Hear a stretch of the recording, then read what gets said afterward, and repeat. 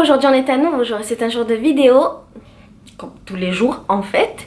Et c'est un jour de 3 ans de pensée positive. Alors si tu sais pas ce qu'est ce livre malgré les milliers de vidéos que je t'ai fait pour t'en parler, c'est un journal sur 3 ans qui pose des questions tous les jours et c'est des questions qui sont liées au bonheur, à la mémoire, aux souvenirs et à la pensée positive et tous les trucs chouettes qu'il y a dans notre vie. La dernière fois on s'était arrêté à la question du 10 mars qui était quelle est la plus belle chose qu'on ait faite pour moi. Et je t'avais encouragé à me dire dans les commentaires quelle était la plus belle chose qu'on avait faite pour toi. Et on va reprendre avec le 11 mars avec une question qui est mon dernier fou rire c'était quand. Cette question elle est simple, j'ai créé cette question simplement parce que je voulais que tu puisses te souvenir de ton dernier fou rire et que si ton dernier fou rire remonte à longtemps, tu puisses te rendre compte qu'il remontait à longtemps et remédier à ça. Et je dois faire très attention à ce geste parce que en France on fait ça. Allez. Ici au Brésil, ça veut dire niquer ça. Ça veut dire allez, allons niquer. Et moi, depuis que je suis au Brésil, je fais tout le temps ça. Ouais. Voilà. En fait, je dis à tout le monde que j'ai envie d'aller niquer. Voilà. Et du coup, j'ai des potes qui savent que je fais ça. Et quand je les vois de loin, je leur fais yeah. Et voilà ma vie du Brésil qui n'a rien à voir. Eh ben, c'est mon dernier fou rire. Ah, c'est mon fou rire d'il y a 2 jours, j'étais dans un bloco avec un pote et je lui ai expliqué ça. Et du coup, pendant tout le bloco de loin, je lui faisais qui veut dire bien niquer. Et lui, il a explosé derrière, il n'en pouvait plus et on s'est tapé des fous rires. Voilà, j'ai répondu à ma question. À toi de me dire quel est ton dernier fou rire. Le 12 mars, je crée mon propre coloriage. Tous les trucs de dessin, je les fais jamais. Je sais, je suis gogole, je les ai créés, mais je les fais pas parce que j'ai la flemme. Alors, 13 mars, ça c'est intéressant. J'envoie une lettre à un inconnu en lui décrivant 3 choses qui me rendent heureux. Quelle est la première chose que je note dans la lettre? Alors, je n'ai pas eu le temps de répondre à cette question parce que ma copine Morgane de la chaîne YouTube et du blog Little Gypsy a écrit dans mon livre un jour pendant que je dormais et elle a répondu. Quelles sont les 3 choses qui me rendent heureuse? La bite, la coque et les putes. Voilà. Cordialement, cœur. Merci Morgane, merci, je t'aime très très fort. Et en fait, ça m'a trop fait rire. Voilà. La bite, la coque et les putes. Ouais.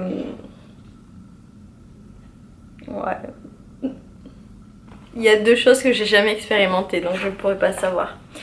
Après le 14 mars, j'avais pas pu Le 14 mars, la question était quelles sont les 3 choses qui m'apportent automatiquement du bien-être. Et qu'est-ce qu'a répondu Morgane dans mon livre? La bite, la coque et les putes. Merci Morgane, je t'aime.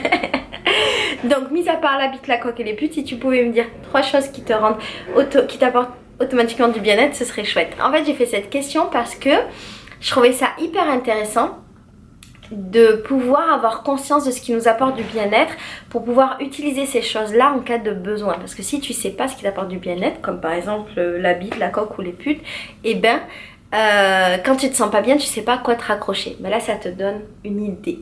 Si mettons ton bien-être, c'est d'aller marcher dans la nature et que tu l'as identifié, ben quand tu iras mal, peut-être tu iras marcher dans la nature. Je te le souhaite.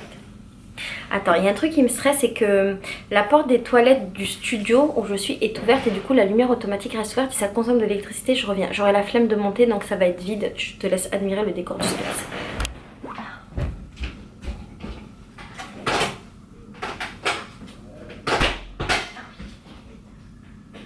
Voilà, on est mieux. Donc voilà, là je me sens mieux parce que la lumière est éteinte. Alors le 15 mars, je me mets au défi de commencer une activité sportive. J'ai fait ça parce que je suis une grande feignante et que je fais pas de sport. Normalement, je fais pas de sport dans ma vie et plein de fois je me suis mise au défi de faire une activité sportive ou machin, j'ai jamais tenu. Et je me suis dit bon, est-ce que ce serait pas intéressant qu'ensemble on essaye de se mettre au défi? Donc on va voir ce que j'avais marqué et je crois que je l'ai réalisé pour une fois. J'ai marqué je n'aime pas le sport. Et je te l'avais dit.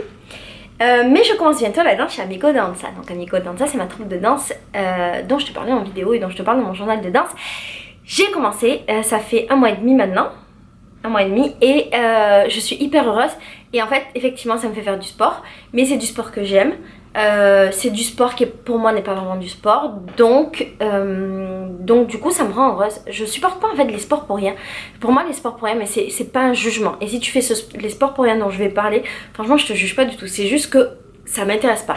Mais tout ce qui est sport dans des salles de sport, je comprends pas le délire. Je suis pas capable. Je me suis déjà inscrite plein de fois dans les salles de sport. J'ai déjà payé à l'époque, je sais plus si c'est comme ça, où tu devais payer un abonnement à l'année d'un coup et où tu n'allais jamais.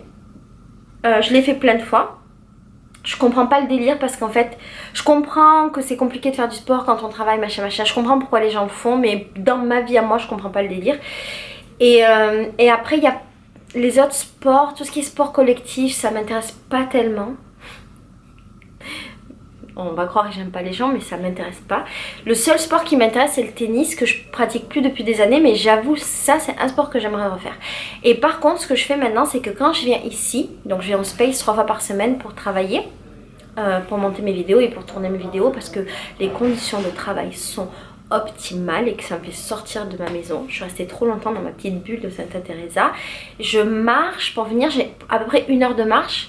Donc je fais 1 heure le matin, 1 heure le soir. Ça me fait 2 heures de marche dans la journée, 3 fois par semaine. On est bien.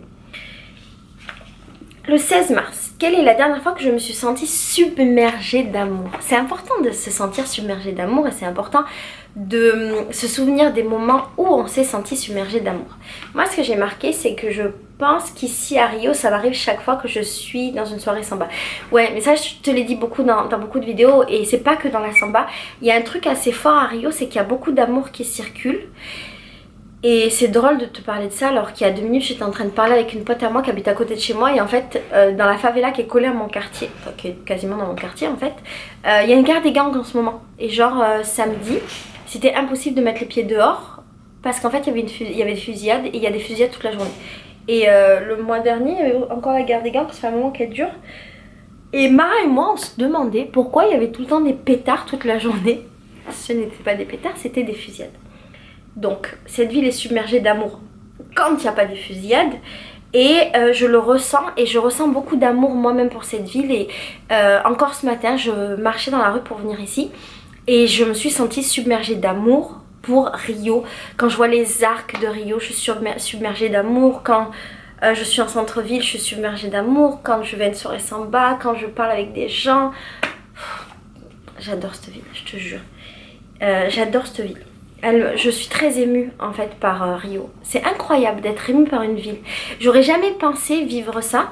J'adorais Marseille et des fois je ressentais aussi cette vague d'amour qui me submergeait quand j'étais dans ma ville. Mais Rio c'est beaucoup plus fort pour moi et c'est assez incroyable. Le 17 mars, quelle a été la chose la plus amusante de la journée? J'ai marqué que je me souvenais plus. Parce qu'en fait des fois j'écris... Je fais plusieurs jours d'un coup parce que j'oublie en fait, ce qui est terrible parce que c'est mon livre et du coup j'ai oublié. Le 18 mars, la dernière fois que j'ai pris soin de moi c'était quand? Ça je l'ai faite spécialement pour moi parce qu'en fait je ne prends pas soin de moi, c'est une réalité, je sais pas pourquoi mais je prends soin du monde, je prends soin des gens, je prends soin des choses mais je prends pas soin de moi, je le fais jamais. Et des fois j'ai tort parce que prendre soin de soi c'est aussi s'aimer. Je t'ai fait une vidéo qui s'appelle Je suis pauvre et je parle un tout petit peu de ça dans la vidéo. C'est quelque chose dont j'ai conscience mais que j'arrive pas encore à dépasser, mais je saurais pas t'expliquer pourquoi. Je pense que j'ai manqué qu'on prenne soin de moi dans la vie. Beaucoup. Et du coup, comme j'ai manqué qu'on prenne soin de moi, j'ai pas pris cette habitude de prendre soin de moi non plus, alors que ça aurait pu être une réponse. Et j'ai développé ce truc de prendre particulièrement soin des autres. Et je me rends compte que souvent, le fait que je prenne beaucoup ou beaucoup trop soin des autres fait que les autres ont une réponse plutôt égoïste mais humaine et ne prennent pas forcément soin de moi en retour. Donc je me retrouve toujours dans cette configuration où j'ai le manque qu'on prenne soin de moi et pour autant ma réponse n'est jamais de prendre soin de moi moi-même. Par exemple, personne ne me fait de massage dans ma vie et moi j'en fais beaucoup. Et j'ai ce manque là. D'ailleurs ma petite Mara chérie m'a fait un massage il y a quelques jours parce qu'elle savait que personne n'en faisait et que ça l'a rendu. Ça lui a fait de la peine, cher. Et personne ne fait de massage et je pourrais répondre en allant me faire masser toute seule. Je le fais pas parce que j'ai toujours l'impression que je suis pas légitime à ça. C'est très con, c'est très gogol, très gogol. Je me sens pas légitime à ça et j'ai la sensation que c'est une perte de temps, donc je le fais pas, alors que c'est pas une perte de temps. Voilà. C'est nul, hein. Le 19 mars, ce que je voudrais dire à mon enfant pour ses 18 ans, ou l'enfant que je n'ai pas eu, ou l'enfant que j'espère avoir, ou peut-être l'enfant que je n'aurai jamais. Donc j'ai marqué, j'ai répondu, même si je pense que je n'en aurai pas. Je voudrais lui dire, profite de ton présent, ne t'inquiète de rien, le futur sera tout aussi beau, si ce n'est meilleur, parce que le meilleur est maintenant. Je le pense, si tu as 18 ans, ou pas loin, que tu m'écoutes, profite à fond de ton présent, ne te préoccupe pas du futur, occupe-toi-en, mais ne t'en préoccupe pas. Ton futur sera beau, mais ce qu'il y a de plus beau, c'est ton maintenant. En fait, ça vaut pour tout le monde. Le 20 mars, je décide de mon prochain petit, grand, merveilleux voyage. Où, quand, pourquoi. Là, je vais te répondre avant de lire. Pour moi, je pense que ce sera un voyage au Brésil.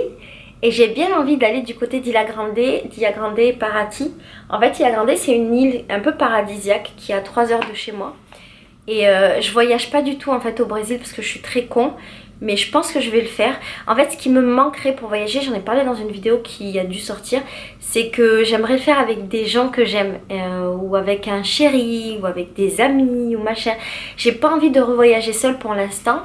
J'ai pas envie de voyager longtemps, j'ai envie d'être en vacances, un petit peu, mais je n'ai pas un manque de vacances, parce que j'habite dans une ville de vacances. J'aimerais bien.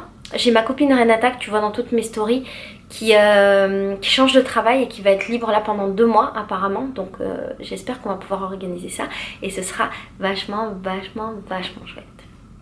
J'ai marqué, je veux voyager au Brésil seulement, pourquoi pas dans le nord ou à Ilha Grande. Voilà. 21 mars, et on s'arrêtera sur ça. Je remercie tous les gens qui m'aident au quotidien, les boueurs, le concierge, le policier qui fait la circulation, le guichetier qui m'accueille. Comment ont-ils réagi? Cette question elle est très importante pour moi, je suis contente de finir sur ça.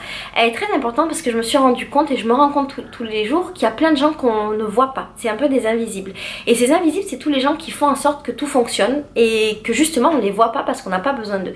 Donc les invisibles, c'est le guichetier de la banque, c'est le mec qui nettoie la rue, c'est le mec qui ramasse les poubelles. Ici au Brésil, ça peut être le mec qui met les courses dans tes sacs, parce qu'en fait ici il y a plein de petits métiers qui n'existent pas en France. Ça peut être aussi le concierge de ton appartement. Il y a plein de concierges ici aussi au Brésil. C'est tous ces gens qui font des métiers de service et qu'on voit pas. Ça peut être aussi ton infirmier ou ton infirmière, enfin tous ces gens là qui font des métiers merveilleux, parce qu'en fait on a besoin d'eux et sans eux ça tournerait pas. Mais pour autant on les oublie parce qu'ils font bien leur travail et que tout marche.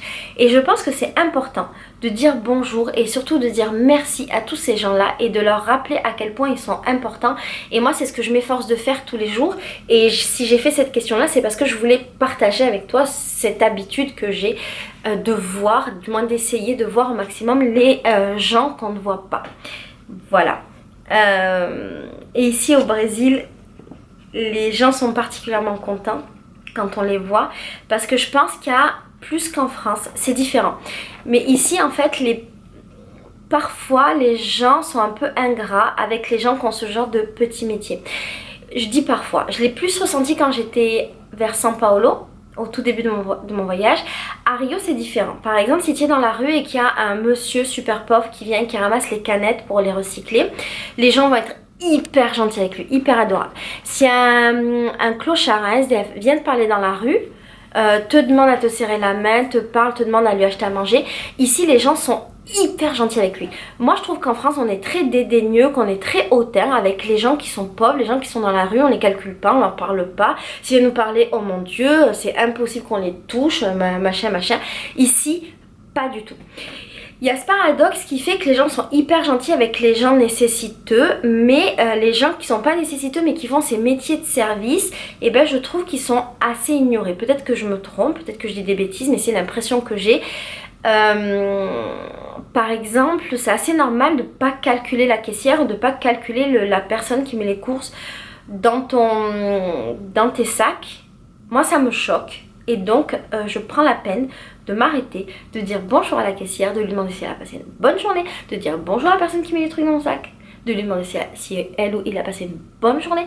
Et ça me semble important. Voilà. On s'arrête sur ça. J'espère de tout mon cœur que si tu ne le fais pas, tu vas le faire parce que ça me semble important. Mais tu es libre de faire ce que tu veux en vérité. Je te fais des gros bisous et je te dis à demain pour une nouvelle vidéo qui parlera d'un truc super cool. Mais je ne sais pas encore de quoi. Je t'aime très fort. Ciao.